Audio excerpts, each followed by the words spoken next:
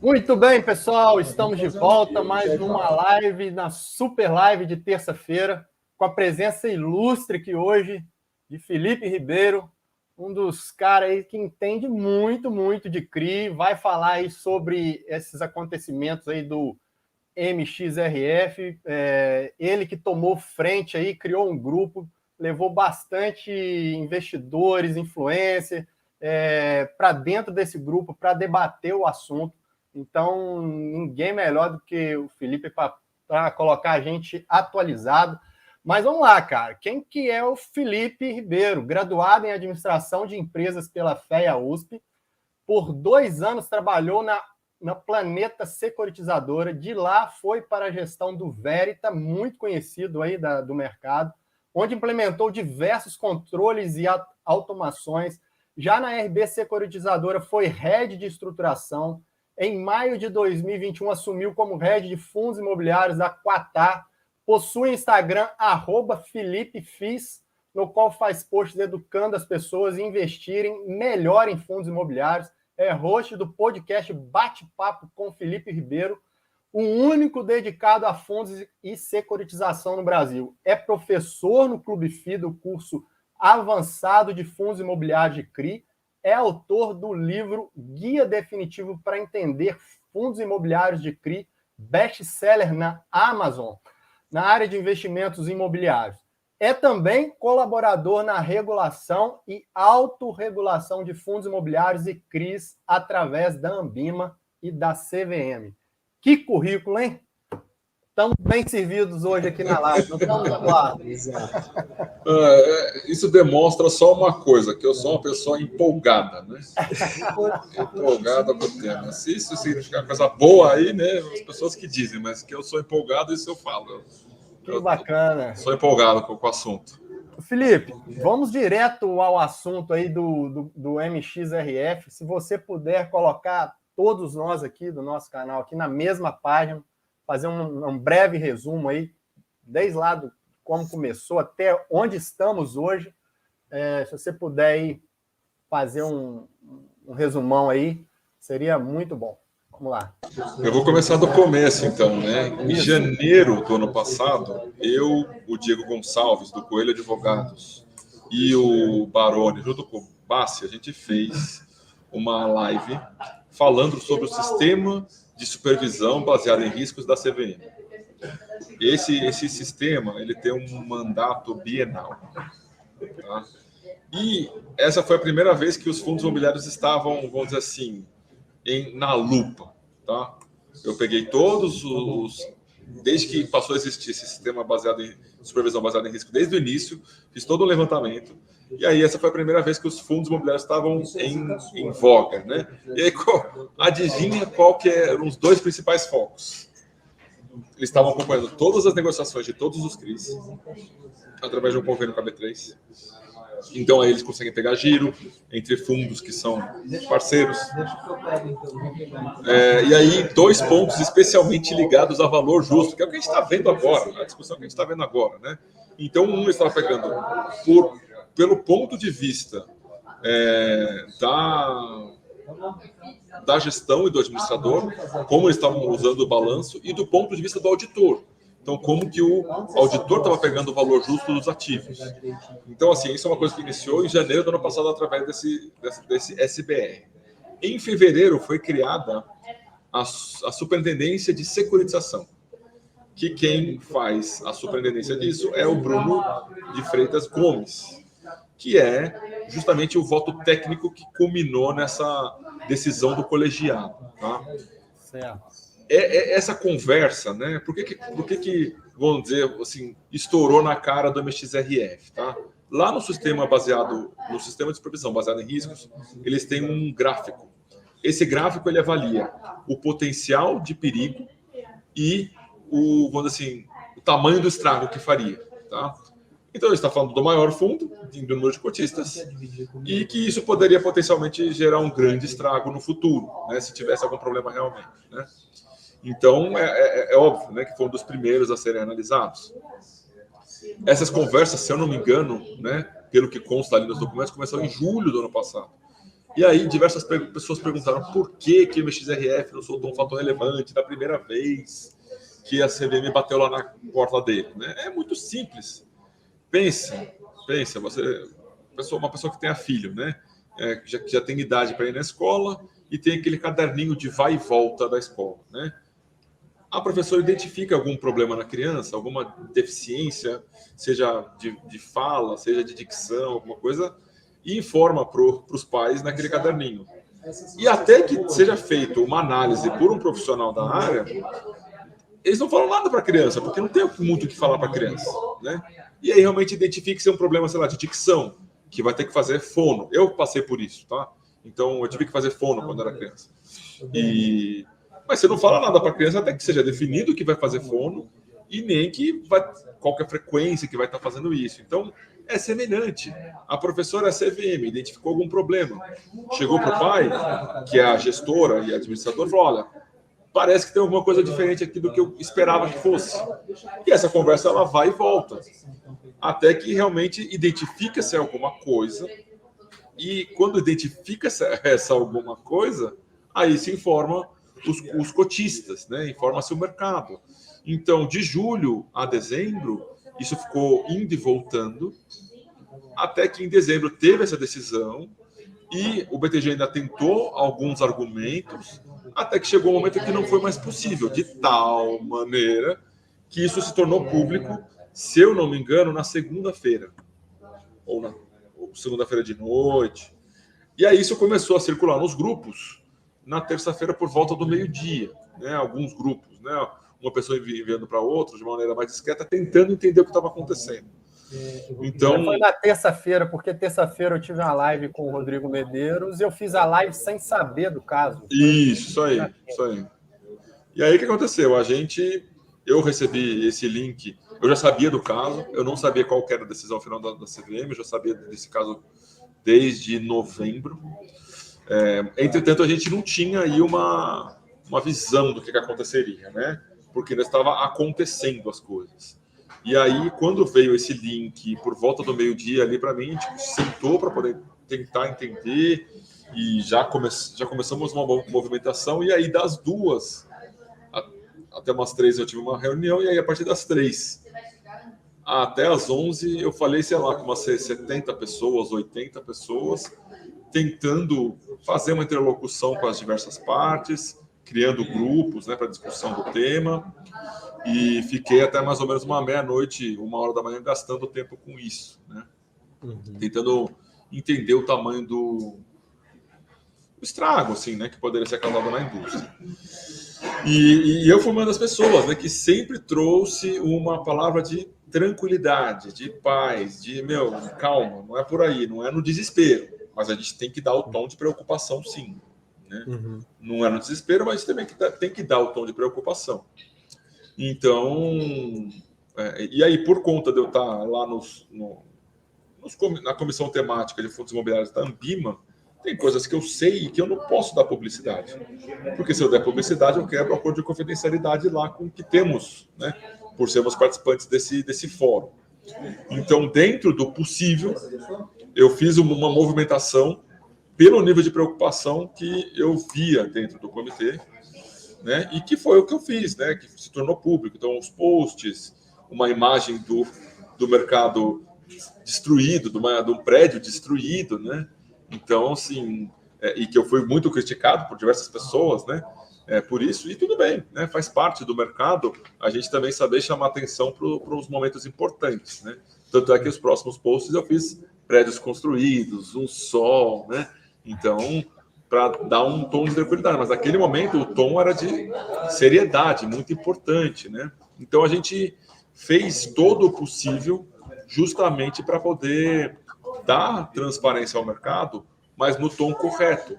Tanto é que aquele primeiro post eu começo com uma letra com uma sombra em vermelho, passo por uma sombra em amarelo e concluo com uma sombra nas letras em verde, justamente para assim, olha, tá tenso, mas vamos resolver, né? Até pensando nas cores isso também, né? Então, é um momento muito sério da indústria. E aí eu vou trazer um ponto que eu não publiquei isso no Instagram, então Essa é uma informação nova, né? A todos que estão vendo. O que acontece é o seguinte: de 2014 e 2015 para hoje, tiveram pelo menos que eu consigo levantar, 4 ofertas 400, que são ofertas públicas do MXRF. O que significa isso para você que não sabe exatamente o que significa isso? Quando tem uma oferta pública, a CVM faz uma análise dessa oferta. Uhum. E ao fazer uma análise dessa oferta, ela dá, vamos assim, o aval dela. Fala assim, olha, beleza, essa oferta está de pé, pode seguir em frente que está tudo bem com ela. E dentro dessa oferta tem, de um lado, né, a análise da parte regulatória, se está dentro do que a regulação 400 exige, mas também, por exemplo, tem um estudo de viabilidade, que é feito pelo gestor e pelo administrador, justamente para dar publicidade o que vai acontecer após aquela oferta. Então, de uma maneira ou de outra, é uma realidade isso, né? Que a CVM, querendo ou não, pelo menos 4 vezes deu o ok para o mercado, para os cotistas, dizendo, essa oferta está tudo bem, essa oferta é boa, né? Então, assim, é uma situação que, de maneira nenhuma, eu estou colocando a CVM como vilã e o mercado como bonzinho. E também não é uma situação que eu estou colocando também o mercado como vilão e a CVM como bonzinho. É só assim, é uma construção conjunta, regulador e regulado. Então, sim uma situação de construção conjunta e que chegamos ao momento que temos que fazer uma solução conjunta. Porque a minha visão, e eu sempre tomo muito cuidado quando eu falo isso, a CVM estava correta em 2014, estava correta em 2015, e ela continuou correta em 2016, 17, 18, 19, 20, 21, e ela continua correta em 2022, porque é o regulador. Eu vou falar que o regulador está incorreto? Quem sou eu? Né? Quem sou eu na fila do pão? Né? Eu sou apenas um entusiasta do tema. Né? Eu não sou uma pessoa que posso me dizer assim, um mega especialista. Eu sou um entusiasta do tema. Eu amo o que eu faço. Eu amo o mercado, eu incentivo o mercado, crio grupos de WhatsApp, Telegram. Então, eu tenho esse movimento, né, de incentivar o mercado. Então, o que a gente está trazendo é justamente isso. Gente, o que será que a gente pode fazer juntos? E aí chegou, então, nesse momento de ter a decisão pública. Na própria terça-feira, o MXRF soltou um fato relevante, dizendo que ele tinha, sim, lucro contábil em 2021.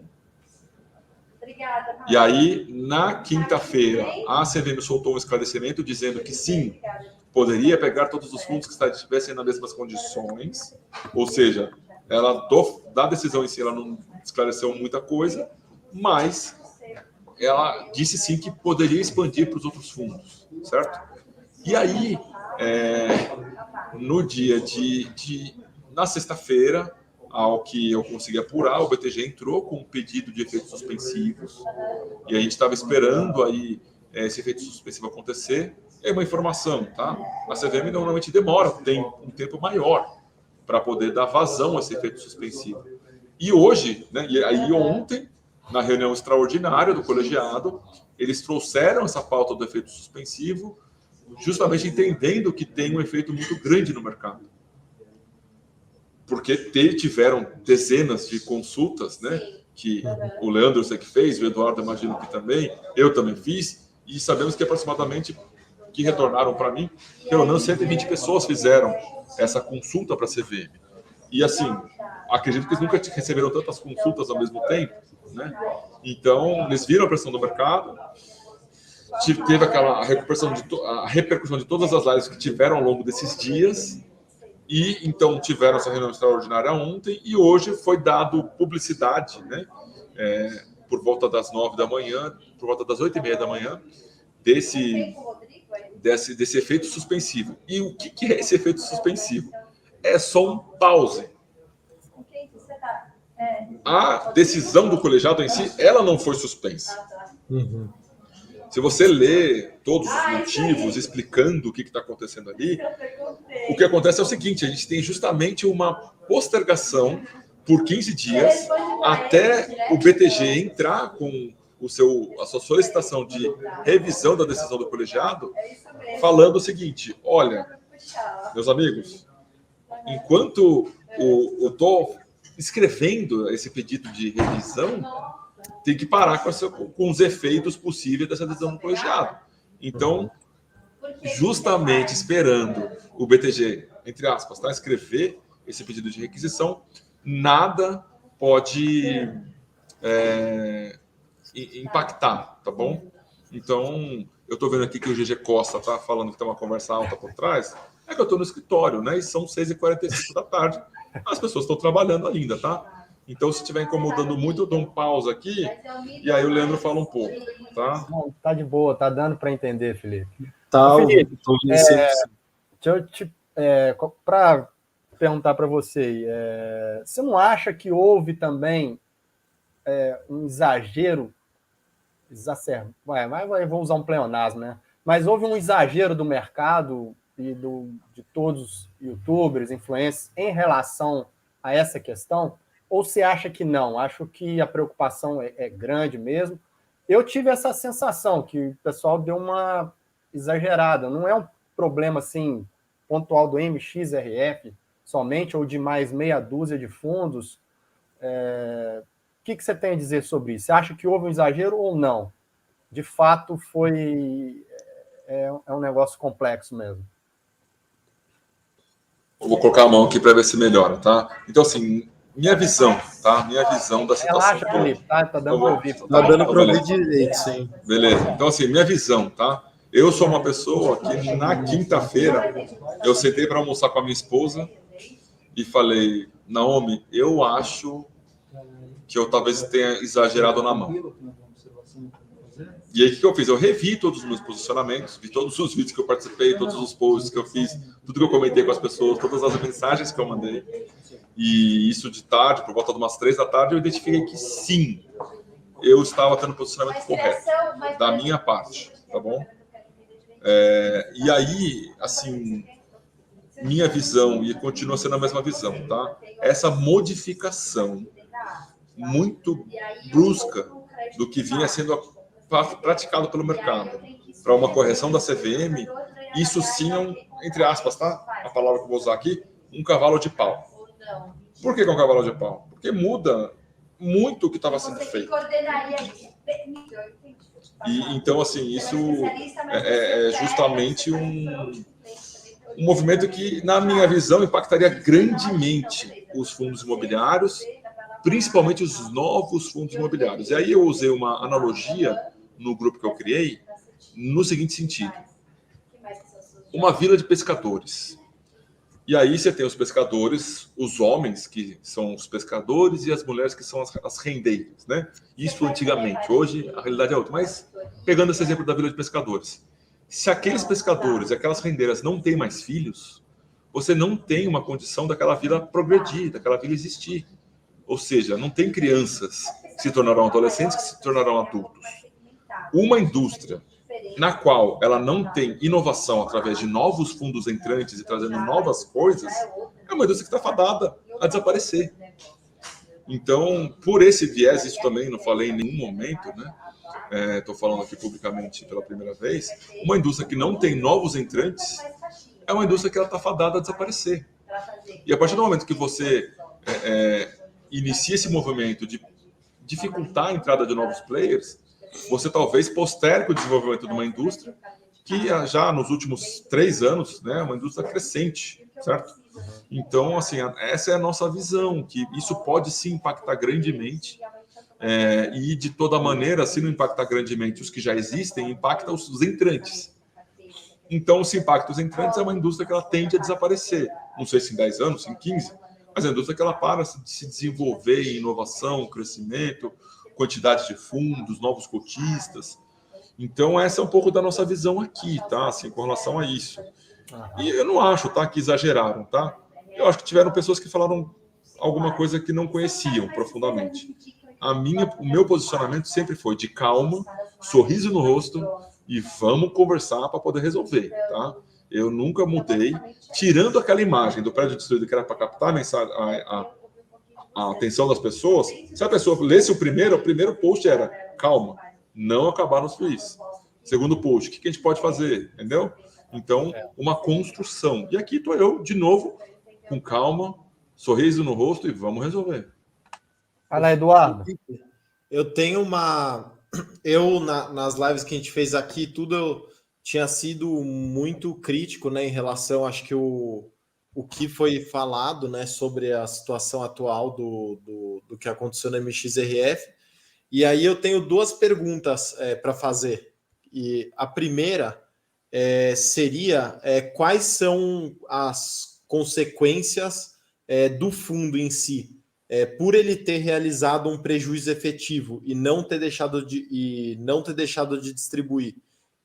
Qual seria a punição? Ele deixar de ser enquadrado em fundo imobiliário, ele desenquadrar e perder a isenção?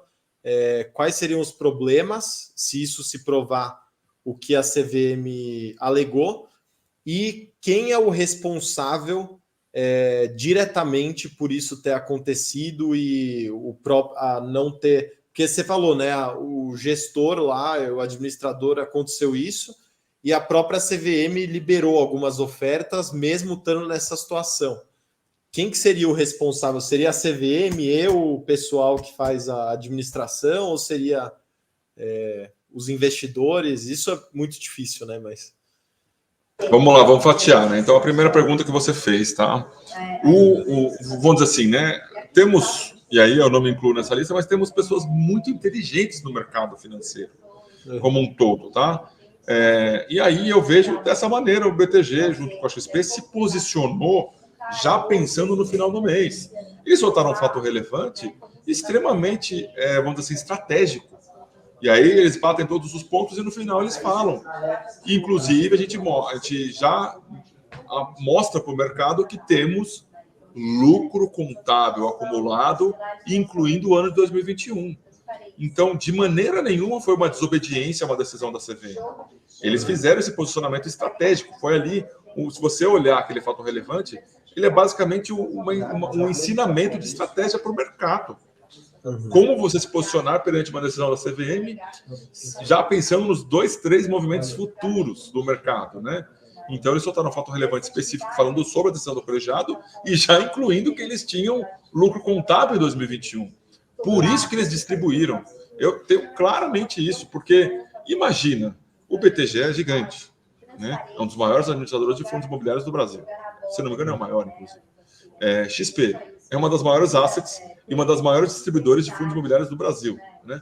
Então, assim, eu, sinceramente, não acho que por conta de 1 mês, 2 meses, nem a XP, nem o BTG se colocaria numa condição de risco perante a CVM, perante uma decisão do colegiado. Tá? Então, vejo que esse é o primeiro ponto. Com relação à responsabilidade, tá?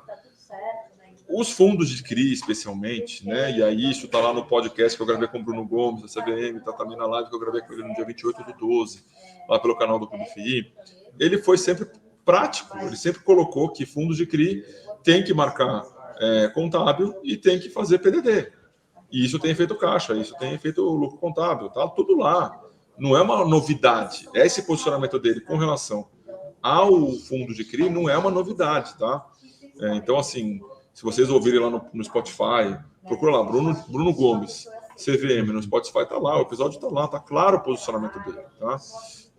E aí tá bem na linha do que veio a decisão. O ponto de encontrar responsáveis, assim, aqui, primeiro ponto, né? A superintendente de securitização é nova, né? Ela não fez nem 1 ano ainda. Então, assim, ele está iniciando, né? Eu vi o Bassi falando em algum lugar, também não lembro se foi ele. Os fundos imobiliários estavam meio de lado, né? Estavam meio de lado no CVM. E como cresceram muito rápido, o tempo que a CVM tem de condição de recursos, etc., foi o tempo que ela conseguiu criar uma superintendência dedicada ao tema, com uma pessoa especialista em contabilidade, com uma pessoa especialista no tema de securitização, em CRI, que é o Bruno, e justamente dar, vamos dizer assim, condições dessa pessoa começar a fazer o trabalho. Então, ele começou em fevereiro, já no final de dezembro já teve uma decisão, entendeu? Então, ele fez o trabalho dele efetivamente. Agora, se eu fosse olhar assim para uma palavra responsável, eu digo que é o regulador e o regulado em conjunto. Porque dentro dos mandatos da CVM tem a proteção dos investidores. E tem também o desenvolvimento do mercado. E do lado do regulado, o regulado fica o tempo todo testando o limite da CVM. E a CVM vai dando indicações para onde que o mercado tem que ir. Então, é uma construção em conjunto. Não dá para falar que é, putz, o administrador, é o gestor, é o coordenador líder que faz a distribuição. É conjunto. E eu não vejo assim como culpado, tá? Eu vejo como responsável. Sim. E como responsável, vamos criar uma solução responsavelmente juntos. E que é o caminho que eu penso que a gente deva seguir. Tá? Então, a minha visão de futuro dessa situação toda. Temos que ter a condição de ter uma audiência pública para definir o que a gente vai fazer com esse mercado. Manda. Um dos riscos que poderia acontecer na MXRF, eu não estou falando que vai acontecer, eu estou só pensando aqui.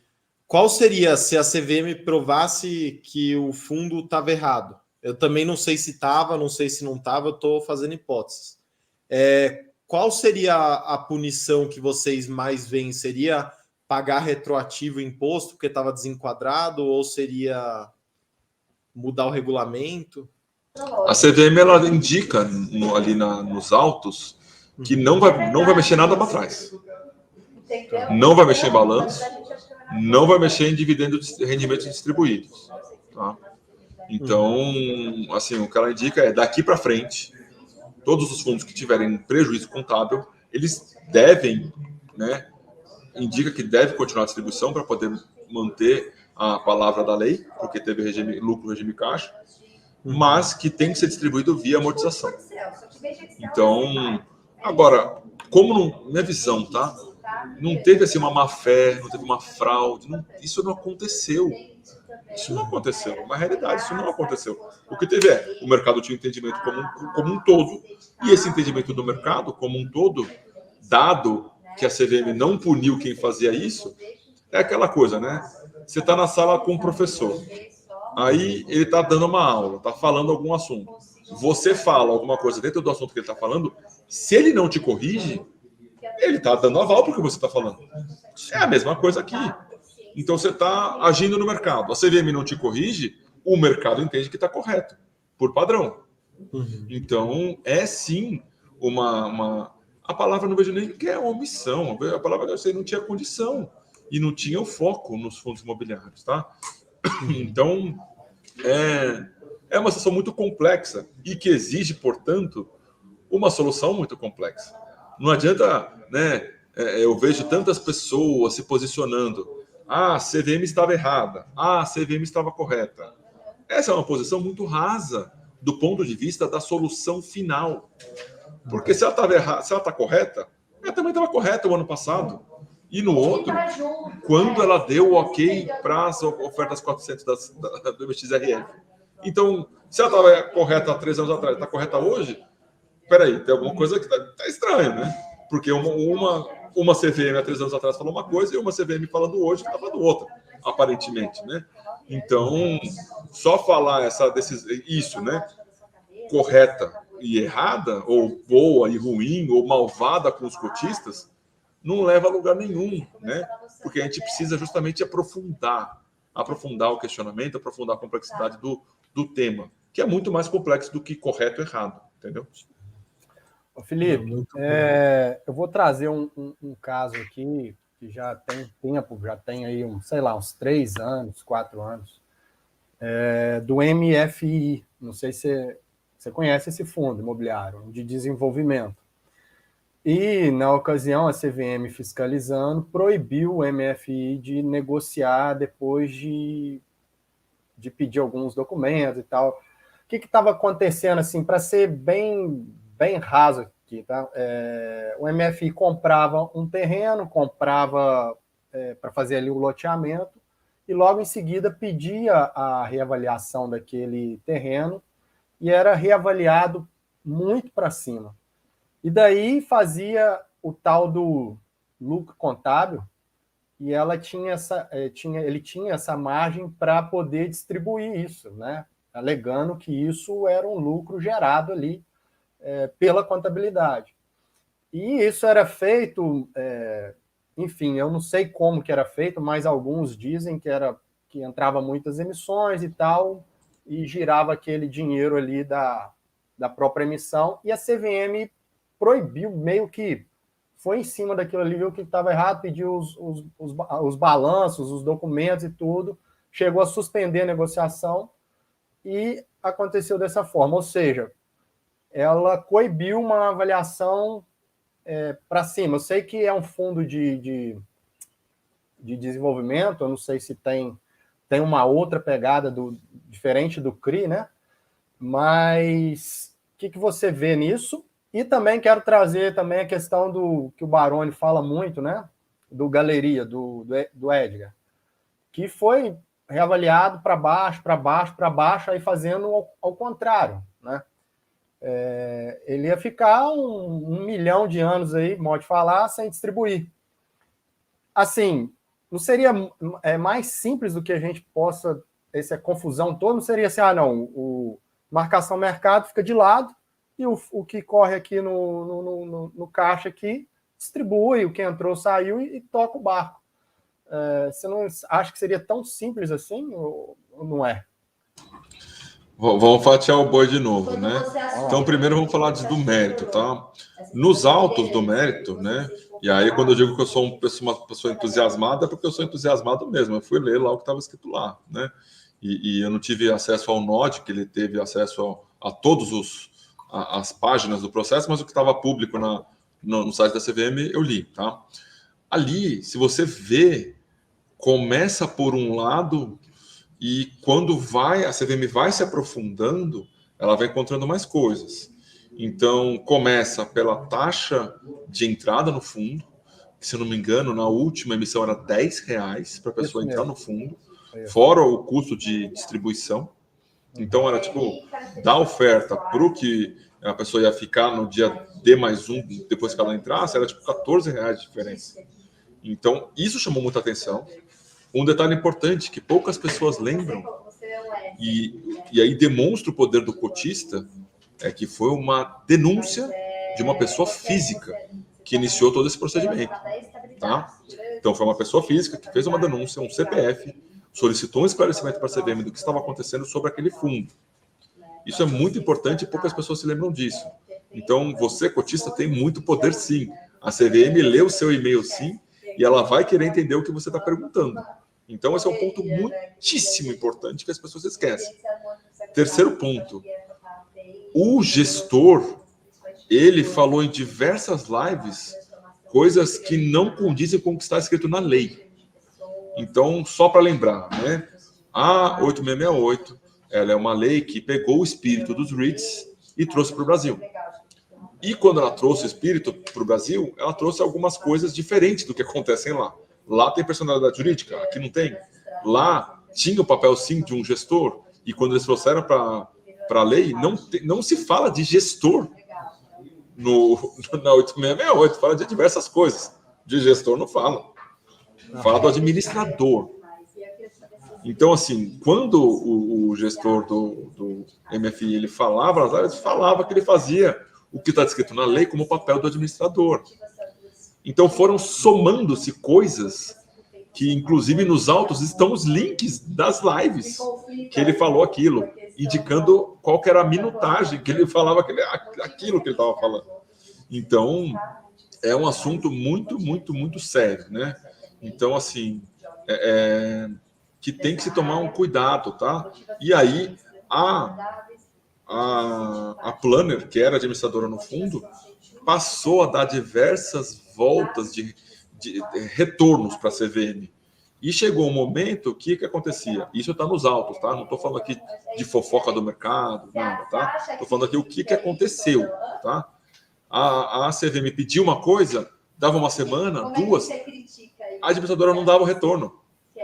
Então, por conta da morosidade na administradora em dar os retornos para a CVM, que então ela fez uma publicação, eu não lembro se foi um ofício, não foi um ofício circular, mas deram alguma notificação pública e dizendo que ficaria X tempo sem negociar aquele fundo. O que temos no MXRF é outro caso. E, de novo, eu não estou passando pano para ninguém. Eu não estou precisando passar pano para ninguém, tá? O que acontece é o seguinte: não tem aqui uma denúncia de um investidor. A CVM chega pela supervisão baseada em riscos, conforme eu falei no início da live. ela identifica problemas contábeis que não condizem com o que o Ofício Circular 2014 fala na visão dela, tá? Então, aparentemente, é uma visão que pode ser considerada como uma visão nova, dado que só por essa questão das ofertas 400 foram aprovadas pela CVM, e também o estudo de viabilidade. Então, assim, parece, né, fica parecendo que é um entendimento novo. Então, é um caso muito diferente. Eu ouvi gente dizendo que ia ter que parar as negociações, etc., né? Então, não é por aí, porque não houve uma denúncia e a CVM não encontrou algo que estivesse contra a lei.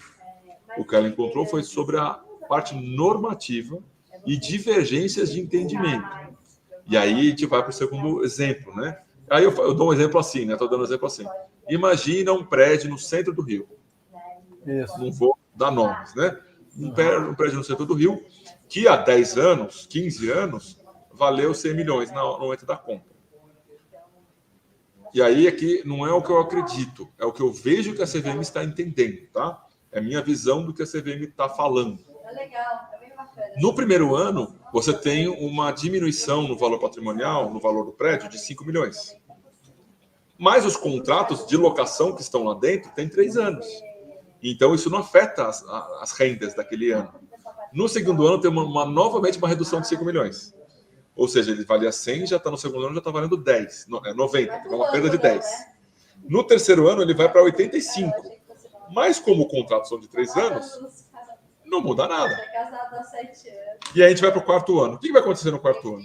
A hora que o locatário ele for negociar, ele fala, meu amigo, aquele preço que a gente fechou 3 anos atrás não é condizente com a realidade de hoje. Deteriorou muito. Ele vai pegar o vizinho, pegar o do lado, pegar o de trás. Fala, meu amigo, eu não vou pagar esse valor aqui. Eu vou pagar o valor que o mercado está pagando. E aí o que acontece? Existe uma coisa que se chama convergência. E aí vai convergindo. Então, assim, no longo prazo, se você está com um prédio que está deteriorando, sei lá, abriu uma boca de fumo na frente, do lado abriu alguma outra coisa, sei lá, entendeu? Uma cratera na rua. Entendeu? Tem um desmoronamento do metrô. Você está entendendo? O negócio ele vai deteriorando de tal maneira que, no limite, ninguém quer alugar aquele prédio. Estou dando um exemplo aqui extremo, tá? Que a gente precisa de exemplos no limite para a gente poder tentar entender o que a CVM está falando. Então, o que ela está falando é uma convergência. É uma convergência que, no final do dia, converge para uma renda zero. Então, você não acha que isso não correria por fora do caixa ali de distribuição? Como que fala? Não vai para isso. Ele só fica na marcação ali, fica marcando o preço, mas não invade o caixa que distribui. Você não acha que... Eu acho, tá? Eu acho. O que eu entendo que a CVM está indicando é nesse sentido. Como você tem uma convergência das duas coisas, no limite, você deveria sim amortizar. Não, veja bem, eu não estou dizendo que eu acho correto. E nem que eu acho errado. Estou dizendo que eu entendo que é isso que a CVM está mostrando. Porque se você ter uma deterioração, no longo prazo, se você tivesse que vender, né, a venda que você teria seria ao valor que está marcado. Tá? Solução para isso. Então vamos para a solução. Né? Então se esse é um problema, tem uma solução simples de ser feita. Marca a valor de aquisição. E acabou. E não faz mais laudo de reavaliação. Seria você faz laudo de avaliação todos os anos, você dá publicidade isso a seus cotistas, mas você não marca contabilmente. Então você não tem nem ganho nem perda. O que vai acontecer é que esse tipo de fundo ele vai ficar com um VP estagnado para sempre e ele vai ser negociado a um PVP distante, ou muito abaixo ou muito acima no mercado secundário, na bolsa, efetivamente. Então, assim, aí o PVP ele não vai valer nada, né? Porque como está marcado a preço de custo, o patrimônio, o que você tem que ver é a última avaliação efetivamente, que é o que vai estar valendo no mercado, tá? Então, efetivamente é uma solução, tá? Que pode acontecer para fundos novos. Para os fundos que já existem, essa solução não vale, porque você não pode mudar depois, se você teria um ganho muito grande ou uma perda muito grande que não faria sentido naquele momento. Então, mas isso é permitido pelo IFRS, tá? Então, não tem problema nenhum em seguir dessa maneira para fundos novos. Os fundos que já existem, que já estão com prejuízo, vai continuar distribuindo, não como rendimentos, mas como amortização. E, de novo, eu não estou dizendo que isso é correto, estou dizendo só porque depois alguém vai fazer um corte disso e vai publicar num grupo falando que eu estou falando que isso é correto. Estou dizendo que essa é a visão da CVM. Eu tenho a sensação, Felipe, que não vai. A gente sofreu à toa. Acho que vai ficar tudo mesmo do jeito que está. A CVM vai falar assim: não, isso aqui, a marcação mercado vai correr fora do caixa do fundo. Eu tenho a sensação que vai ficar tudo do jeito que está. Eu tenho essa sensação, tá? Mas vamos aguardar. Eduardo, quer fazer uma colocação? Eu ia fazer mais uma pergunta para o Felipe. No caso do MXRF, que foi um prejuízo que teve há vários anos atrás, naqueles anos em específico, o fundo, ele literalmente, o default ele perdeu literalmente tudo, ou ele teve a marcação a mercado e vendeu de fato o ativo por menos. Foi esses dois casos, né, principais que fez o MXRF perder esse patrimonial, ou estou errado? A gente não sabe, tá? Porque nos autos não consta exatamente qual que é o valor de prejuízo e qual que é o valor de marcação ao mercado, tá? O Diogo e o Bruno estão me lembrando que tem uma voz de maneira ao fundo. É isso, eu vou repetir. Eu estou no trabalho e as pessoas estão trabalhando e está tudo bem, tá? Estamos aqui com tranquilidade, fazendo o melhor possível para atender vocês, tá? Então, assim, Edu, o que acontece é o seguinte: como a gente não tem certeza quais são os valores que estão ali nos autos, no entendimento da CVM, né? Porque se você ver a tabelinha que ela colocou lá, ela deixa bem claro que ela definiu valores. E tá tudo bem, entendeu? Porque no final do dia, o que a gente precisa fazer não é se conectar nisso. Porque, na minha visão, essa decisão ela pode ser revertida, ela pode não ser revertida. Isso vai impactar somente o MXRF. O que a gente tem que se conectar é nos próximos passos. Fazer de tudo para, dentro do possível, dentro do respeito, solicitar uma audiência pública para o próximo ofício circular que vai determinar tudo isso que a gente está falando. Então, o BTG, na pessoa do administrador, está fazendo o máximo possível justamente para trabalhar a questão do MXRF. Mas ali é uma questão única e exclusiva do MXRF. Se a decisão for a favor ou contra, na minha visão, tá, Leandro e Edu, tanto faz. Porque o mandato que está lá na supervisão baseada em riscos da CVM está claro, ela vai procurar todos os fundos que tenham distorções de valor justo dos ativos.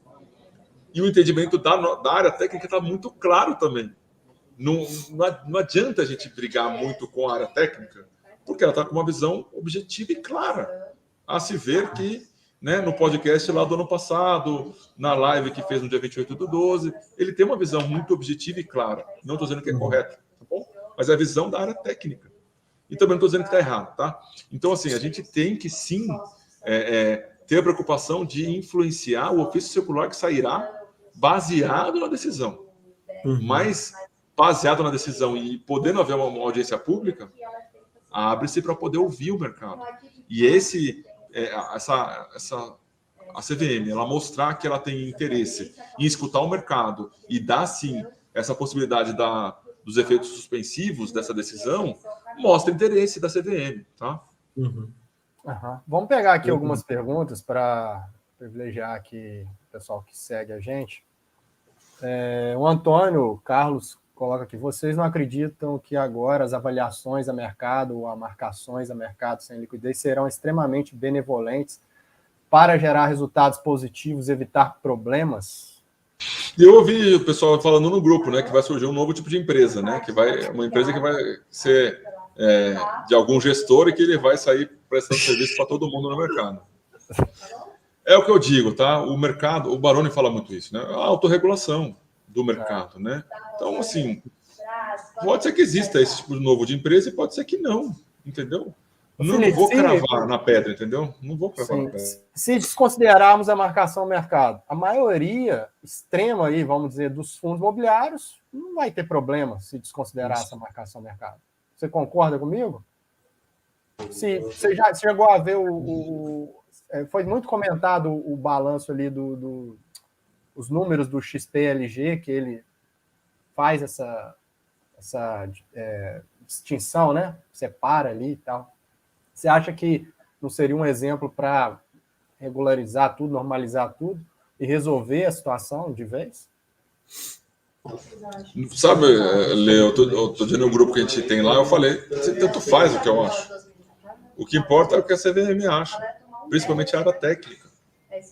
Então, assim, pode às vezes a gente ficar aqui horas discutindo linhas contábeis, determinações, do que o CPC fala, do que a 516 fala, do que a 8668 fala. No final do dia vai ser ela que vai definir. No final do dia é ela que vai definir. E a gente tem que sim, então, influenciar esse ofício circular que vai sair. Sim. É isso que importa no final do dia. Tanto faz se é X ou Y, entendeu? Porque a gente poderia aqui discutir diversos casos e dar o nosso entendimento de diversas maneiras. Mas no final do dia, o que vai acontecer é, você vem me falar que é por aqui, o mercado vai ter que ir para esse lado, entendeu? Uhum. Vamos lá, mais uma pergunta aqui. Você acha que as análises de fundos antes do ocorrido eram simplistas demais, como localização, gestão, e daqui para frente será mais técnica, contábil? Olha, é uma pergunta do Edu, né? Do Edu Marcelino. Assim, minha visão, tá? Existiam casas que vendiam produtos de fundos imobiliários como um produto simples. Eu, do meu lado, sempre falei que fundo de CRI é super complexo. Tanto é que eu escrevi um livro sobre o tema. E tem mais capítulos que a gente vai adicionar ao longo dos anos, porque cada vez mais vai surgindo complexidade. Então, pode ser, sim, que as pessoas estivessem simplificando algumas coisas. Mas, para mim, o ponto gestão fala muito. Tá? Agora, a questão contábil, a partir do momento que tem uma normatização que todos têm que fazer do mesmo jeito, tanto faz qual que é a indicação, porque o auditor vai ter que seguir aquilo ali. Então, vai haver uma normatização, tá? Desse ponto, tá? Então, beleza. Vamos partir para outra pauta agora. Acho que já deu para... Você quer fechar? Tem algumas coisas aqui, tá? Que se eu puder falar, tá? Vamos. Tem aqui, né? Eu não vou falar do canal, mas tem aqui um ponto... Aqui. SBS, né? Eu não coloca na tela não, tá? Para não expor o canal, em toda a cidade, tá? Tem um canal que está orientando o pessoal a comunicar a CVM sobre canais de YouTube que faz terrorismo, dizendo que os FIIs não iriam distribuir rendimentos devido ao caso MXRF. Eu quero saber qual que é esse canal, tá? Eu também quero saber qual que é esse canal para poder chegar e conversar com aquela pessoa e entender. Com relação a fazer denúncia sobre canais, é necessário realmente fazer canal de denúncia, que tem canais que fazem avaliação de fundos imobiliários sem ter certificação.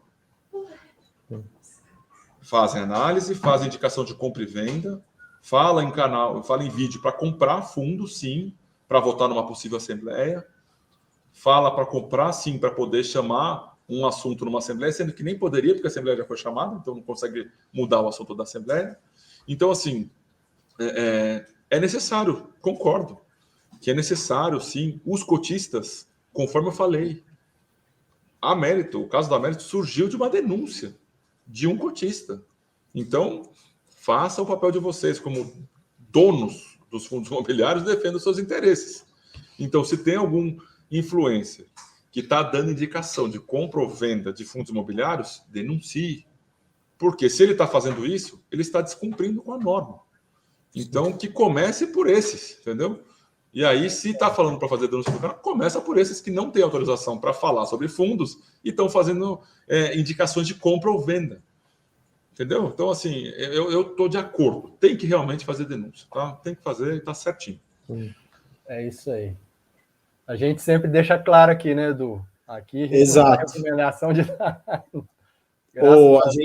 a gente gosta muito porque o nosso foco, Mas eu entendi o recado, Felipe. Isso. A gente fala sobre os FIIs que a gente gosta e aí a gente fala, a pessoa faz análise se vale a pena ou não, mas a gente não fala se tem que comprar ou vender, porque isso é uma responsabilidade de uma pessoa que tem a CNPI e consiga fazer análise. É isso aí. Perfeito. Isso aí. Felipe, bora para outra pauta? Quer finalizar alguma coisa sobre a situação ou já está bem... Não, eu quero finalizar aqui o Marcelo Galvão, né? Ele fala assim, desculpa me divergir da sua solução, né? E aí ele vem com toda uma explicação. E aí, de novo, só para as pessoas não ficarem achando que eu acho que isso é correto, eu estou aqui passando o meu entendimento, o que eu estou entendendo, a minha leitura do que a CVM está falando. Isso. Não é a sua opinião que você queria. Não é minha opinião, não é isso que eu acho que tem que acontecer. Eu estou colocando aqui o que eu entendo do que ela está falando. Sim. Daí, de novo, eu falo, a minha visão pouco importa. A minha visão, aliás, de nada importa. Porque no final do dia, quem vai determinar o voto vai ser o Otto, que é o novo diretor da CVM que está lá e que pode votar, porque o outro diretor, o novo diretor, ele não foi sabatinado, então ele não pode votar. Então, o que importa no final do dia é o entendimento da área técnica. E é isso que a gente tem que tentar entender, nos aproximar, para tentar influenciar. E eu vou repetir de novo, ser repetitivo, a gente tem que fazer um movimento na sequência. Assim que a decisão do colegiado for definida se é para sim ou se é para não, também tanto faz, porque só vai impactar o MXRF. Sim. A gente tem que, na sequência, conseguir influenciar uma audiência pública de tal maneira que um ofício circular, uma resolução que seja, saia nos moldes que mantenham o mercado, se for fazer uma boa modificação, que não altere tanto o mercado. E se for alterar, que tenha um tempo considerável para os fundos fazerem adaptações e continuarem. Porque, Leandro, tem um ponto muito importante que as pessoas às vezes esquecem. Os fundos foram vendidos como renda mensal contínua para um produto de previdência. É isso aí. E isso está lá nos materiais de venda. Então, assim, esse é o ponto essencial. É isso que me fez apaixonar pelos fundos imobiliários. Né? Temos 1,5 milhão de pessoas. Né? 1,5 milhão de pessoas. É isso. 1,5 milhão de pessoas que compraram um produto fundo imobiliário entendendo que é um produto de renda passiva como uma previdência privada que você tem o ativo todo que se você precisar você pode vender, mas você tem uma renda passiva legal também. Então esse é o ponto essencial que a gente tem que cuidar para que os novos entrantes e as pessoas que entraram nos últimos 2 anos não sejam pegos de calça curta, tá? Então é muito... Ô, Felipe, simplificando isso, que agora eu pensei em uma coisa interessante que eu às vezes até falo para as pessoas, eu penso que o fundo imobiliário de tijolo bem localizado num preço bom, ele é como se você estivesse comprando um cassino, o modelo de negócio. O inquilino vai lá, ele vai tomar o risco, vai fazer o negócio, mas você está sempre ganhando lá o fixo, ou seja, você sempre vai ganhar. Claro, tem o preço dos ativos, tudo isso, mas esse negócio de renda mensal em FII, foi por isso que provavelmente você, o Leandro também, a gente entrou, porque assim, no mercado de ações, claro, tem gente que se aposenta com dividendo, mas não é aquele negócio constante, a empresa não é obrigada a distribuir. Agora, o fundo imobiliário não tem conversa, lucro 95% é distribuído, vai para o bolso do cotista, se o fundo quiser crescer, ele faz uma emissão, mas não pode reter dinheiro, às vezes em ação o investidor não sabe em que a empresa está investindo direito o dinheiro que ela reteve. Então, isso do fundo imobiliário é sensacional, né? E aí, para a gente fechar aqui, que eu acho que esse é um ponto essencial que também pode mudar a indústria, tá, gente? O Darkware pergunta: para melhorar a governança dos fundos, não deveria haver o papel formal de um representante dos cotistas ou algo assim que tivesse representação nas decisões estratégicas do fundo? Darkware, que eu não sei qual é o seu nome, isso já existe, está previsto na lei. É só você se propor a ser essa pessoa, tá? Tem todo um jeito de fazer isso, mas você propõe um administrador para você ser esse representante dos cotistas, tá? É exatamente esse o nome, representante dos cotistas. Obviamente tem que ser o cotista do fundo, tá? Mas isso já existe, tá? Regulado por lei. E tem alguns fundos que tem, tá? Então, precisamos desses representantes no dia a dia aqui junto com a gente, tá? Então, tamo junto. É isso aí. Bora lá falar de CRI? Uma hora depois. Vamos tentar aí poxa, você é o cara do CRI, você tinha que passar para a gente aqui o basicão, aquele que está começando agora, às vezes olha, o que é CRI, não entende, poxa, como que começa um CRI, como que nasce um CRI, enfim, será que tem jeito de você, de uma forma bem resumida, aí, tentar elucidar isso aí, colocar todo mundo essa clareza de um CRI aí, como que é feito e tal? Vamos lá, né? Então, eu dou... Para começar, que eu digo de novo, tá? Eu sou só um entusiasmado com o tema, tá? Eu tenho certeza que tem pessoas que conhecem muito mais que eu, só que elas não escreveram o livro, né? Então eu fico mais em evidência por causa disso, tá? Mas tem Você tem pessoas que que ter o conhecem... curso do CRI, cara. Você sabe muito. Não é à toa que eu chamei a Flávia Palácio para fazer a introdução do curso, né? Então, também a gente se baseia bem, né? Vamos dizer assim. Então, o Italo Balbi aqui, me convença em CRI. Vamos lá, CRI. Então, o que acontece é o seguinte, né? O CRI, ele é o nome securitizadora é nada mais do que uma tentativa de a gente colocar um nome mais legal, tá? A palavra securitization, que é uma palavra do inglês, ela veio de uma entrevista que Lewis Ranieri deu quando ele estava sendo perguntado por uma jornalista do Financial Times o que ele estava fazendo no banco que ele estava, né? E aí ele falou: eu estou transformando recebíveis em títulos. Foi isso que ele falou, só que ele falou em inglês. E aí quando ele falou isso em inglês, ele disse essa palavra, securitization. Então, o que é, né? Transformar recebíveis em títulos. A palavra security em inglês quer dizer título. Então, a gente tem aqui no Brasil essa palavra que é securitização, mas na Espanha e em Portugal a palavra é titularização. Então, nada mais é que transformar recebíveis em um título para investidores ganhar com aqueles recebíveis. Perfeito? Então, aí já vou entrar aqui na pergunta do Edu de novo, tá? Ele está falando assim, uma parte do CRI não deveria amortizar por natureza? Depende, porque depende da estrutura daquele CRI, depende da estruturação, da maneira que aquela estruturação do CRI foi feita. Tem CRI que tem carência, tem CRI que não tem carência, tá? Então, depende da estrutura. É um produto que ele é muito feito sob medida.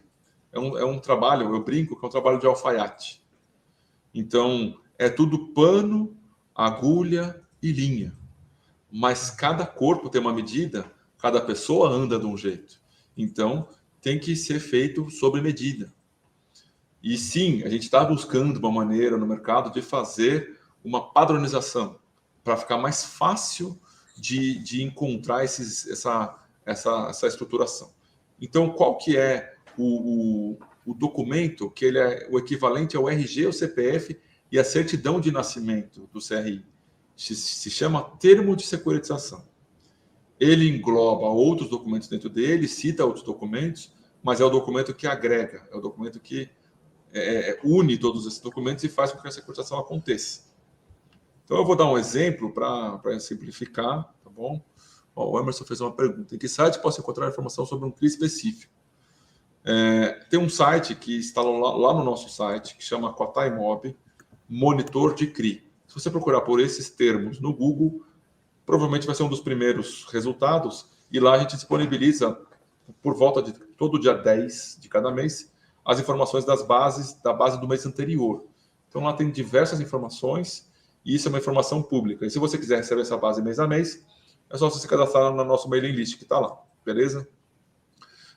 Então, vamos lá. Ô, Felipe, Oba. se você puder dar um exemplo, assim, bem basicão mesmo, um terreno, um prédio, qualquer coisa, de como que é feito um CRI, porque tem muito iniciante, às vezes, assistindo. Vamos lá. É isso que eu ia fazer, tá? Que eu peguei a pergunta dele e falei da base, tá? Mas vamos para o exemplo. Então, existe uma incorporadora. A incorporadora é aquela que desenvolve, né, prédios. Vamos dizer que é uma incorporadora vertical. Então, o fluxo de caixa desse tipo de empresa ele é muito longo. Por quê? Ele procura um terreno, ele encontra um terreno adequado, que ele acredite que vá ter uma posição adequada para as vendas futuras, começa o desenvolvimento, depois só que ele inicia as vendas. Então, tem um descasamento grande aqui, que ele comprou o terreno, iniciou obras, montou um stand, e aí só que ele conseguiu iniciar as vendas. E ele vai fazer um financiamento para essas pessoas, vamos dizer, tá? Um exemplo, em 10 anos. E ele vai terminar as obras dele durante esse período, né? Durante mais 24 meses, 36 meses. E quando ele concluir as obras, vamos dizer, ele ainda tem mais 7 anos para receber o valor que ele investiu já há 4 anos. Então, estamos dizendo de um período de fluxo de caixa de 14 anos, 15 anos. Ou seja, ele tem um descasamento, né? Ou seja, tem uma diferença, né? Nesse período aí que ele tem que colocar a caixa dele. Sim. Aí essa empresa concluiu a obra, entregou as chaves, está todo mundo morando lá. Aí ela fala, olha, eu tenho aqui uma carteira, vamos dizer, dar um exemplo, tá? De mais 7 anos. E se eu receber tudo em dia nesses próximos 7 anos, eu vou receber 35 milhões, 100 milhões de reais, para facilitar a conta. Aí ele chega e fala assim, gente, mas será que não tem alguém que tem interesse em comprar essa carteira aqui de mim e me dar esse dinheiro hoje? Aí tem, né? Então tem os fundos de CRI, né? Então ele fala, dona incorporadora, eu tenho interesse em comprar essa carteira de você aí. Só que eu não vou comprar por 100 milhões de reais, porque eu quero ganhar uns juros em cima dessa carteira aí. E também sei essa carteira que vai ter pré-pagamento, vai ter inadimplência e vai ter perda, né? Vai ter calote nessa carteira. Então eu sei que ela também não vale esses 100 milhões de reais. Então eu vou dar um desconto e aí, em vez de comprar por 100, ele compra por 70 milhões de reais. Uhum.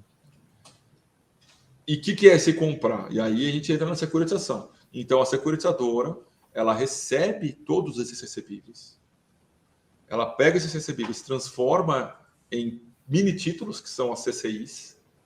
Uhum. Essas CCIs todas compostas, que é uma cédula de crédito imobiliário, CCI, dá para traduzir, né? Não ficar só nas siglas, né? Então, essa cédula de crédito imobiliário, ela serve como lastro para o CRI, e aí, então, você tem uma emissão de um CRI que é feito por uma securitizadora. Então, vamos dizer lá, a securitizadora que eu trabalhei, que chama hoje OPEA Capital.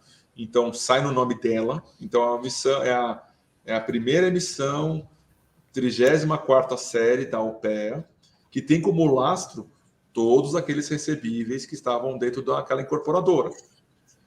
Quando ela faz essa emissão, o fundo de CRI compra, ou seja, ele aporta os 70 milhões dentro da securitizadora. Ato contínuo, a securitizadora passa essa grana para o incorporador.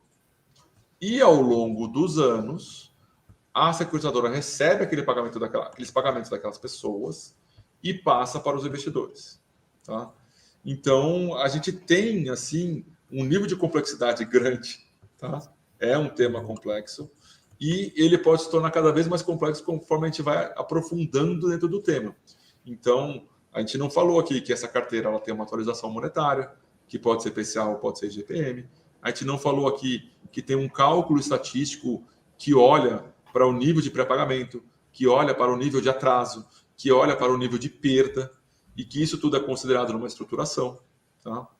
E aí tem estruturações mais simples, né? Que, por exemplo, uma empresa ela fez um desenvolvimento de um prédio nos últimos 24 meses. Ela já gastou aquele dinheiro e ela pode pegar aquelas notas fiscais e falar assim, olha, dona CVM, eu tenho esse prédio aqui que eu já desenvolvi e eu queria reembolsar esse valor. Aí a CVM fala, beleza, vamos emitir uma debenture e você usa essas notas fiscais como lastro, como dar o entendimento imobiliário. E aí no final do dia a gente tem o que a gente brinca que são os cribentures, né? Que seria um CRI mais simplificado, porque é diretamente o crédito daquela incorporadora, né? E você fica esperando, então, aquela incorporadora pagar. Então, você vai analisar basicamente o balanço da incorporadora. Tá? Então, são algumas maneiras de fazer. E é um tema, assim, que ele é um tema que, para a gente aprofundar, né, precisa de tempo. Né? Então, assim, aos poucos. Né? Então, aos poucos, mais um pouquinho amanhã, mais um pouquinho no outro dia, até que chega um momento que a informação começa a entrar por osmose. Tá? Então, o papel da securitizadora é importantíssimo, né, no CRI, né? É ela que faz toda a estruturação, né? Eu sou um dos evangelizadores desse tema, tá? Então, eu digo há muito tempo que esse tema da securitizadora é muitíssimo importante. Porque no final do dia, quem está cuidando primariamente quem é o primeiro guardião para não acontecer besteira dentro do CRI, é a securitizadora. Isso. E eu já ouvi pessoas falarem, né, em fóruns, em congressos, ou até em lives, que a securitizadora não importa tanto. E eu respeito a opinião dessa pessoa, tá? Não tenho problema com essa opinião. Mas eu que trabalhei em duas e que eu vi o dia a dia ali de uma securitizadora que tem um sistema, que tem uma dedicação, que tem pessoas dedicadas a esse tema, eu vi que é muito importante, tá? E aí, né, eu sou um defensor dos fundos de CRI. Tá? Então, por que eu sou um defensor, né? Eu acredito que fundos de tijolo são fundos bons, tá? Não estou dizendo que são fundos ruins, mas eu defendo os fundos de CRI porque eu vejo que tem possibilidades que nos fundos de tijolos é mais difícil. Eu vou dar um exemplo para caracterizar esse exemplo, né? Então, o Ítalo falou aqui, ó, melhor ficar com meus tijolinhos. Então, vamos explicar, né? Por que pode ser também uma opção boa diversificar também em fundos de CRI. Um fundo de CRI, vou primeiro fundo de tijolo. O fundo de tijolo, ele dificilmente ele vai ter uma grande pulverização. Explico, tá? Então, vamos dizer que você tem 5 shoppings. Vamos dizer que você tenha 30 shoppings. Tá? Assim, não existe esse fundo hoje, tá? Você tem que juntar os 3, 4 fundos de shopping para poder chegar. Mas vamos dizer que tenha um que tenha 30 shoppings. Ainda assim, a menor participação seria de 3,333%. Né? Em um fundo de CRI, você pode ter tantos CRIs quanto você consiga acompanhar. O que quer dizer? Eu posso ter 100 CRIs com o risco máximo, sei lá, de 2%. E se um desses CRIs der problema, vai impactar pouco. E aí eu estou falando só de diversificação em quantidade e volume de CRIs. Agora, a gente pode ter uma mega diversificação em diversos setores, pode ter uma mega diversificação geográfica, pode ter uma mega diversificação no tempo que aqueles CRIs foram emitidos, pode ter uma mega diversificação em indexadores, pode ter uma mega diversificação em securitizadoras, mega diversificação em advogados que fizeram as estruturações. Então, esse mix dessas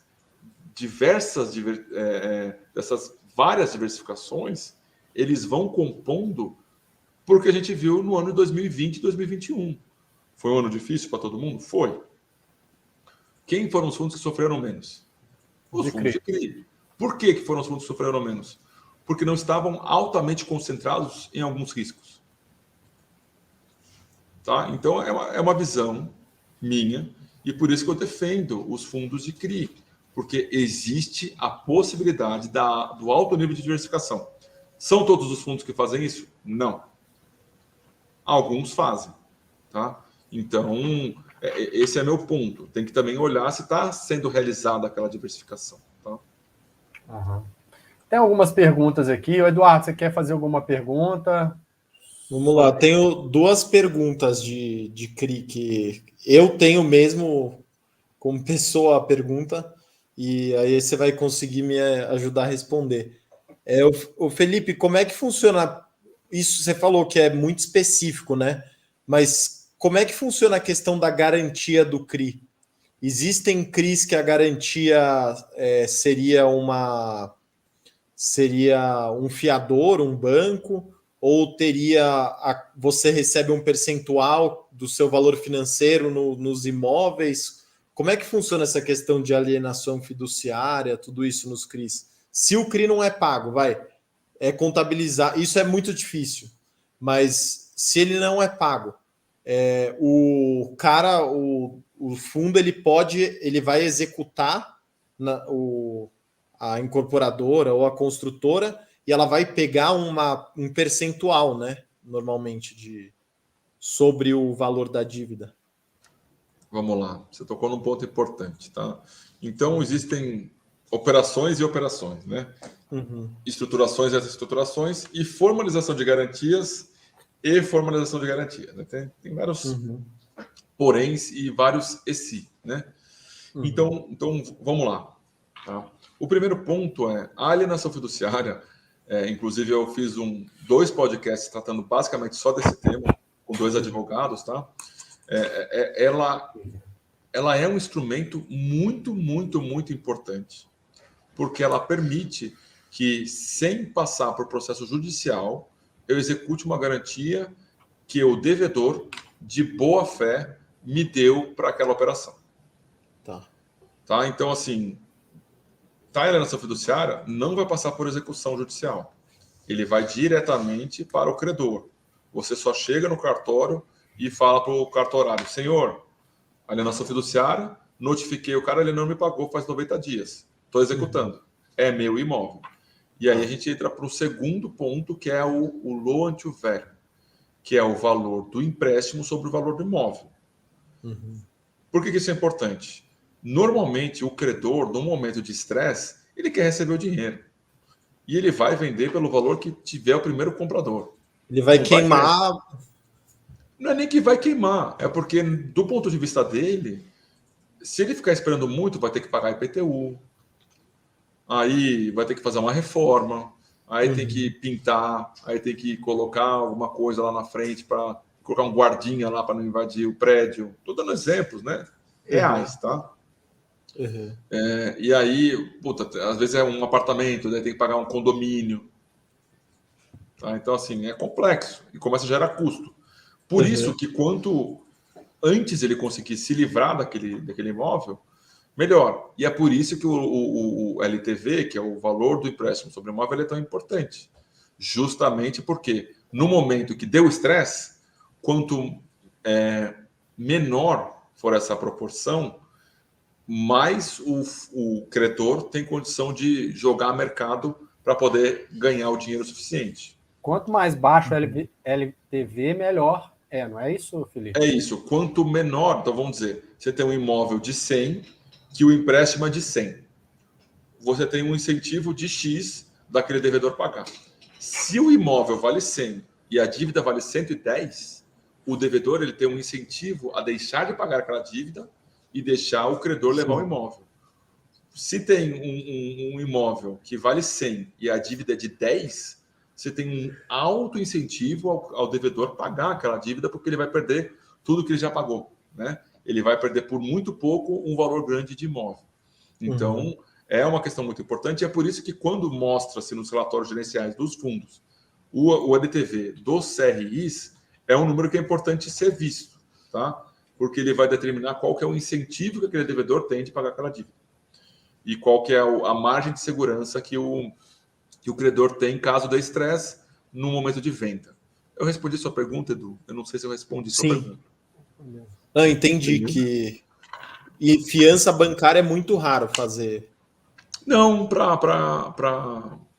por exemplo, tem algum devedor que ele tem um crédito muito bom na praça. E para ele, talvez seja mais barato colocar uma fiança. Ele já tem um crédito bom, mas se ele colocar uma fiança, vai ficar mais barato o dinheiro dele. Então, a depender dos custos, vale a pena. Não é comum, tá? Não é comum, mas eu já vi em alguns casos.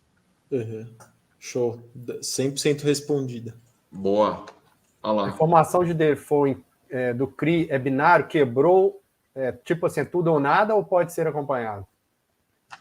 Essa pergunta é sensacional.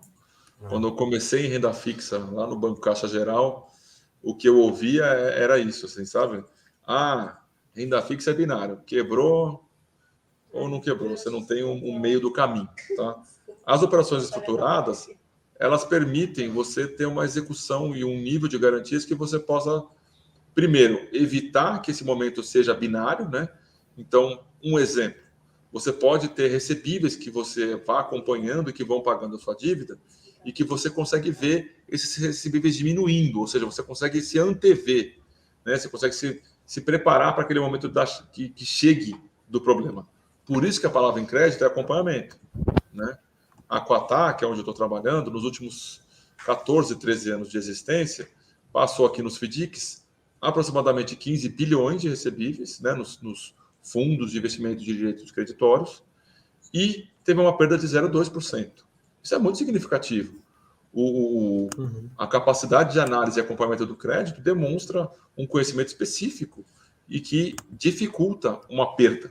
Então, é efetivamente um conhecimento importante. Tá? Então, de toda maneira, eu não diria mais que é binário. Tá? Isso eu ouvi lá quando eu era estagiário. Tá? O que eu diria é que existem casas e casas que fazem análise de crédito. Tem casas que fazem uma análise de crédito mais frouxa, para poder conceder o crédito logo e ter uma rotatividade do dinheiro, ou porque não tem um conhecimento específico naquele setor, alguma coisa do tipo, e tem casos que são mais criteriosas e que, portanto, concedem menos crédito, mas também podem ter uma efetividade maior na cobrança. Então, eu não diria que é binário. O que eu diria é que tem casos que fazem acompanhamentos melhores e casos que fazem acompanhamentos não tão bons. Tá? Certo. Vamos lá para outra aqui.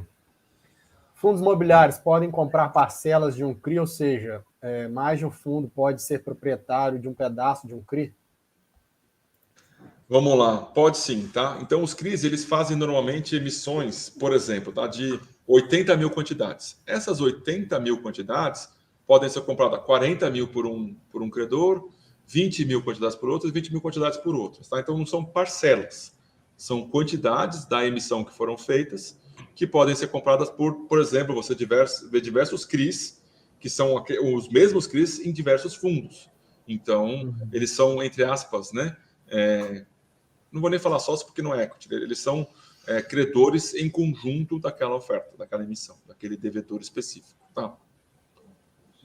Não, beleza. Consegui responder mais rápido essa, hein? Isso, boa. Felipe, deixa eu fazer uma pergunta. Quando eu vou comprar um CRI, eu estou para escolher um CRI, tem lá um monte lá de fundo imobiliário. Como que eu vou analisar, qual o conselho que você dá, assim, por onde eu devo começar, onde eu devo olhar primeiro, o que eu devo saber, porque, inclusive, esse caso aí, né, que está rolando aí da CVM é até para regular essa questão de distribuição, porque tem fundos imobiliários que têm o mesmo CRI, e um distribui mais, outro menos, justamente por causa dessa, vamos dizer assim, desse não padrão, né, que está rolando hoje no mercado, e a CVM quer pôr um padrão para acabar com essa diferença. Mas, enfim, voltando à questão, por onde eu começo para analisar um fundo de CRI? Antes de eu começar essa resposta, eu tenho que fazer um parênteses, tá? Que é o seguinte: hoje não existe um site que congregue as informações todas necessárias para facilitar essa avaliação. Hoje não existe isso. Quem sabe exista um dia, tá? Mas hoje não existe isso. Então, esse é o primeiro ponto. Esse é o primeiro ponto, tá? Então, assim, uma pessoa que seja disposta a avaliar, ele vai ter que pegar os relatórios gerenciais e se balizar pelas informações que estão nos relatórios gerenciais, que quem coloca é o próprio gestor, tá? Então, tem esse primeiro ponto que ele é importante de se considerar, tá? Então, porque a informação de CRI, ela existe, mas ela está, vamos dizer, dispersa, ela não está concentrada em um lugar, tá? Então, esse é o primeiro ponto que é importante a ser relevado. Segunda coisa, justamente por ser um produto muito complexo, que tem, vamos dizer, cada fundo de CRI tem 10 CRIs, se a pessoa for comparar 10 fundos entre si, ele teria que analisar 10 CRIs, 100 CRIs, né? Uhum. Talvez tenha alguma combinação aí, talvez 80 CRIs ele teria que analisar. Uma pessoa que trabalha, é impossível ela fazer isso, né? E se ela tiver família, então esquece, né? Não vai conseguir acompanhar isso de jeito nenhum, né? Quem é solteiro que nem o Edu aí, não está casado ainda, não tem filho, tem mais tempo, né? Mas aí o Leandro já vai ficar mais difícil, né? Então, assim, é isso, tá? Então, a primeira coisa é a gente tem que confiar no relatório gerencial que está disponível. Então, esse é o primeiro ponto, que ele é importante, que ele contém um disclaimer dentro de si, porque quem emite o relatório gerencial é o próprio gestor, tá? Então, esse é o primeiro ponto. Segundo ponto, hoje, se você procurar aí no YouTube, você vai ver pelo menos mais 5 lives acontecendo. Ou pelo menos 5 vídeos de fundos imobiliários sendo soltos agora aí no YouTube. O que quer dizer isso? Gestor que não está presente nas lives, que não está presente nos podcasts, que não está presente no Instagram, que não está fazendo de uma maneira para facilitar o entendimento. E aí não é só gestor de CRI, tá? Gestor de todos os tipos de fundos imobiliários. Ele não está presente, ele está fora da nova realidade dos fundos. Então, assim, hoje a indústria de fundos imobiliários, e eu falei isso lá no podcast com o Bruno Gomes. O Bruno Gomes, ele é participante da IOSCO, através da CVM. A IOSCO é o sindicato das CVMs do mundo, tá? E aí lá, conversando com outros players do mundo, né, ele participa lá de um fórum de governança, que é justamente demonstrando as informações. O Brasil já é considerado um dos maiores em governança no mundo. Por incrível que pareça, gente. Vocês reclamam da CVM, mas o Brasil é um dos maiores que mostram informações dos fundos no mundo. Então, esse é um ponto importante. Segundo ponto, não existe indústria nenhuma no mundo que tem isso aqui que a gente está tendo. Gente, está 1h20 aqui. Eu não estou acompanhando pelo YouTube, então eu não sei quantas pessoas estão assistindo, mas eu estou vendo aqui os comentários aumentando. Então, o que é isso? Né? É uma indústria interessada, buscando aprender mais. E se você, gestor, administrador, não está acompanhando isso, meu amigo, você está parado no tempo. Então, um ponto importante é: veja uma live do gestor, não precisa ver duas, não precisa ver três, vê uma.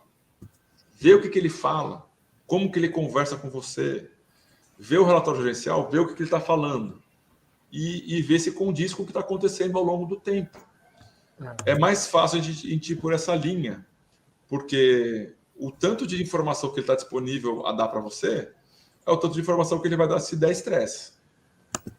O que eu percebo, Felipe, você me corrija se eu estiver errado, acho que eu sei que o gestor ele é importante em todos os fundos imobiliários, tanto de tijolo, como de papel, como os FOFs e tudo. Mas no de CRI, eu acho que é fundamental.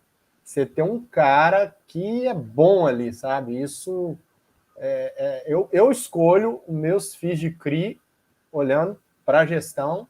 Claro, vou ler relatório, vou ler as informações, mas o primeiro critério ali que eu olho é o gestor, cara. Se eu tenho contato, se eu consigo conversar com ele, enfim. Isso é muito importante. E imagina, né? Eu dou um exemplo que as pessoas acham engraçado, mas eu continuo dando esse exemplo porque eu acho um exemplo bom. Não é porque eu confio na minha esposa eu vou deixar ela ao léu, vou largar ela, não vejo, não vou falar com ela durante um mês. Gente, é o contrário. Porque eu confio nela, porque eu gosto dela, porque eu creio que ela é uma pessoa que me faz bem, eu vou me aproximar mais, vou querer saber mais como ela está. E aí as pessoas suam, algumas pessoas comem o pão que o diabo amassou para ganhar dinheiro e jogam o dinheiro na mão de qualquer um. Isso não tem coerência. Né? Isso não tem coerência. Então a pessoa tem que. Sim, se não tivesse live de nenhum gestor, aí, pô, é o mercado, entendeu? Que nem a maioria dos fundos multimercado. Não tem. Não tem Sim. O gestor se posicionando, você não consegue entender por que ele se posiciona daquele jeito. Os fundos de CRI não, tem muito dado, muita informação. Então, se tem muito dado, muita informação, faça uma mínima comparação. Né? Se tem essa possibilidade, aproveite essa possibilidade, né? Então é bem simples isso do meu ponto de vista, né? É o que o Leandro falou. Vamos dizer assim, mandou um e-mail para o RI, não respondeu, meu amigo, vai ficar difícil, né? Vai ficar difícil. Sim. Felipe, a pessoa tem que é como um casamento, né? Você falou com o gestor, se você vê que tá alguma coisa estranha, você já cai fora. Ou a pessoa trabalha, como você falou, que nem louca para juntar o dinheiro. Ela vai pegar o dinheiro dela e colocar na mão de um cara que nem responde ela.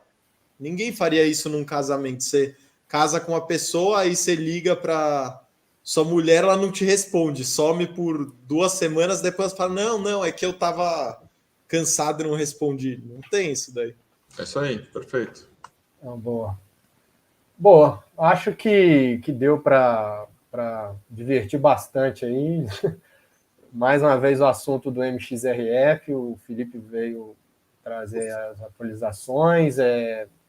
Queria falar sobre CRI, pelo menos esse start aí, né? Como que começa o CRI. Muita gente, poxa, está chegando agora no mercado, sabe como começa.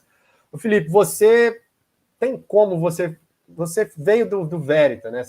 Primeira gestão que você fez de um fundo foi do Verita, e agora você está fazendo a gestão do Quatá, do fundo imobiliário do Quatá. A gente faz a consultoria imobiliária do CRI 11, é isso aí. Sim. Não, beleza. Você quer, Eduardo, quer fazer alguma pergunta a mais? Eu tenho mais uma pergunta sobre CRI. Manda.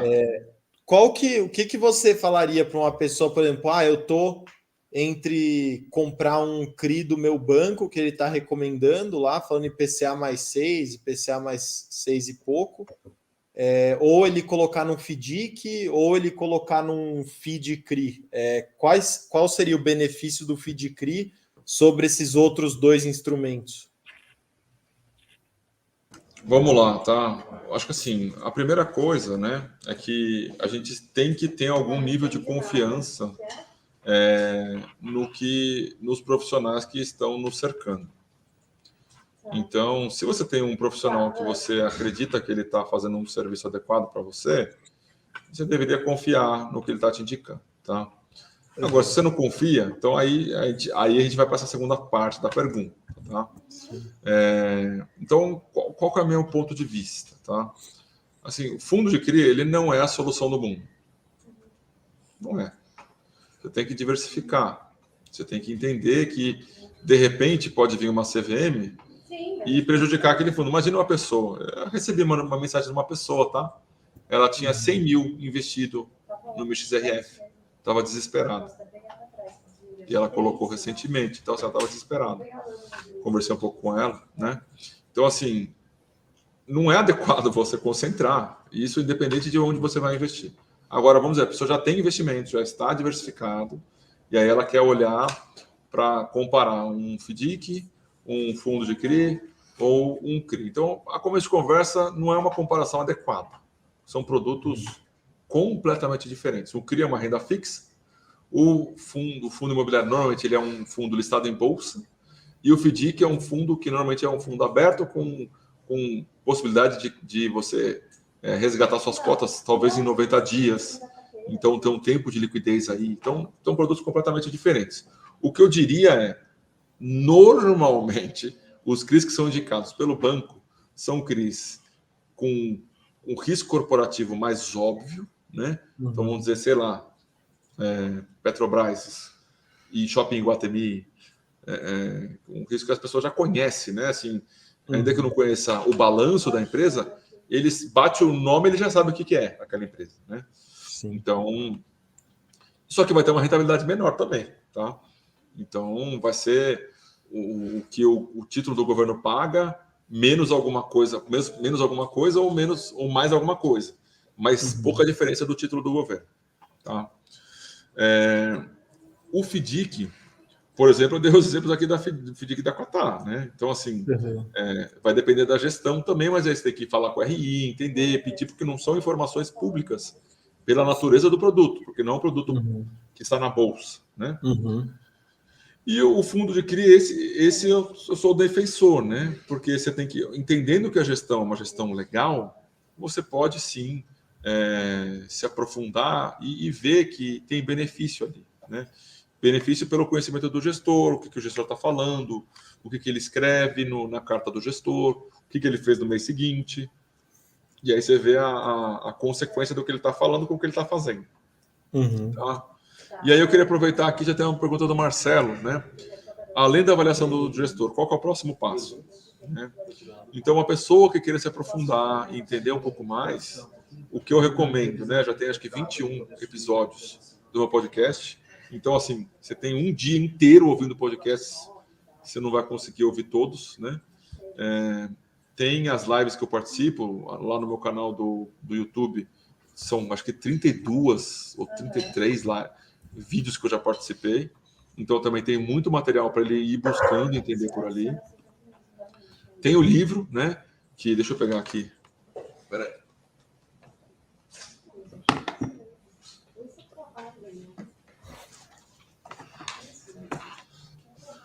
Podcast, qual que é o nome lá? O nome do podcast é Bate-Papo com Felipe Ribeiro, está disponível nas principais plataformas de streaming, né? O livro é esse aqui, tá? Que tem o livro físico e também tem o livro no Kindle, tá? Com o prefácio do professor Baroni, a introdução da Flávia Palazos, que é a CEO da OPEA Capital, que é uma das principais securitizadoras do Brasil. Onde consegue o livro físico? Na Amazon? Na Amazon consegue também, tem lá disponível, ou no, como é que chama? O iClap. Isso tá tudo lá no meu Instagram, tá? Na bio do meu Instagram tem todos os links lá. Assim, então material se você fosse olhar para um ano atrás, não tinha material disponível no mercado para aprofundar. Então, só no podcast você já tem quase 24 horas de conhecimento a respeito do tema exclusivamente fundos de CRI. Basicamente, esse é o tema, tá? Tem mais as lives, que vai dar mais umas 32 horas. Então, aí a pessoa já tem... Para conseguir ouvir, usando 8 horas por dia, ela vai ter que gastar pelo menos uma semana, tá? E aí tem os posts que eu faço lá no meu Instagram, que é o @felipe.fiis, que a pessoa pode, sim, fazer perguntas, interagir. E aí, para concluir, né, tem o curso que eu dou lá no Clube FI, que é um curso avançado de fundo de CRI. Tem pessoas que estão aqui que, inclusive, fizeram perguntas, mas uma pergunta super profunda, né, que acho que essa aqui é uma live mais intermediária para básica, né? E aí tem lá um curso exclusivo para pessoas que estão querendo se aprofundar mais dentro de fundo de CRI. E aí já tivemos 2 turmas no ano passado, vamos ter provavelmente 2 turmas esse ano. E aí é isso. Então, assim, eu sou essa pessoa empolgada com o tema e estou aí cada vez mais empolgado com o assunto, tá? Não, bom papo, uma aula bacana aí, que essa colher de chá que você deu para a gente aí, Felipe, te agradeço muito. Espero que você volte aí mais vezes para falar mais de fundo de CRI. Tomara que a decisão aí da CVM, junto com o gestor, a gente chega num bom termo, para que o mercado continue crescendo e tudo. Mas, poxa, eu queria te agradecer, cara. Queria te agradecer você ter vindo aí e as portas estão abertas para você voltar mais vezes. Isso. O Felipe tem que voltar. A gente ganhou agora, Leandro, uma aula grátis aqui sobre CRI. Exato. E também sobre outras coisas. Imagina, eu que cada vez que falo, vou aprendendo como falar mais e também como dar exemplos mais claros, tá? Andréa Costa aí, ó. Sempre acompanhando a gente aí. Eu participei da live lá do podcast dela lá também. Então, assim, se eu pudesse deixar um recado aí pro pessoal... Sim, fica à vontade. Tenham calma. Os fundos não vão acabar. Minha visão, tá? Mas isso não quer dizer que a gente tem que ficar parado, tá? A gente tem que lutar, tem que fazer a influência. Assim como eu solicitei que as pessoas mandassem consultas para a CVM, pode ser que na sequência eu peça de novo. Sim. Não é porque a gente pode ter calma, que a gente pode ter uma visão, vamos dizer assim, otimista do assunto, que a gente precisa ficar parado. São duas coisas distintas. A calma e a tranquilidade não quer dizer lerdeza e procrastinação. Às vezes ela pode dizer firmeza e consistência no que está fazendo, tá? Então, tenham calma, não vamos tentar atropelar as coisas, mas a gente tem, nós, todos os shareholders, né?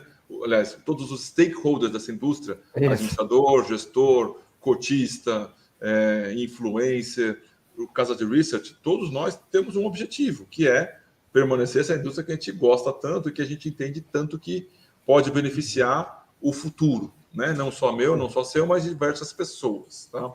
Então, essa palavra que eu tenho, que eu estou falando em todas as lives. Calma. O assunto é perigoso, o assunto é de um tema importante, mas não quer dizer que por causa disso a gente precisa perder a calma, tá? Vamos com calma. Não, bacana. Parabéns, Felipe, pelo que você tem feito. Muito obrigado pela live. Obrigado mesmo. Eu não falei de um ponto importante, tá? Vai lá. O fundo ele está numa oferta com a 76 que eu não posso falar nada além disso, que esses são os dados públicos que eu posso falar, tá? Então, as pessoas se informem. Qual que é o código de negociação do fundo? QIRI 11, tá? Então, assim, eu não posso falar nada além disso, que existe um fato relevante que deu publicidade à oferta, tá? Mas eu não posso falar nada da oferta além de que existe uma oferta, tá bom? Não, legal. Show. Obrigado, Felipe. Valeu pelo papo. Até uma próxima, se assim Deus permitir. Valeu, Eduardo. Obrigadão. Valeu, Felipe. Valeu, gente. Valeu, Leandro. Terça que vem, outra live, hein, moçada? Outra live. Vou falar o nome. Vou confirmar primeiro. Deixa eu confirmar. Lá para quinta-feira, sexta-feira, eu e o Eduardo estão fazendo outra live aí. E a gente passa para vocês aí. Me chamaram de Paulo Silvino aqui. Poxa, SBS. Que jeito de terminar a live. Valeu.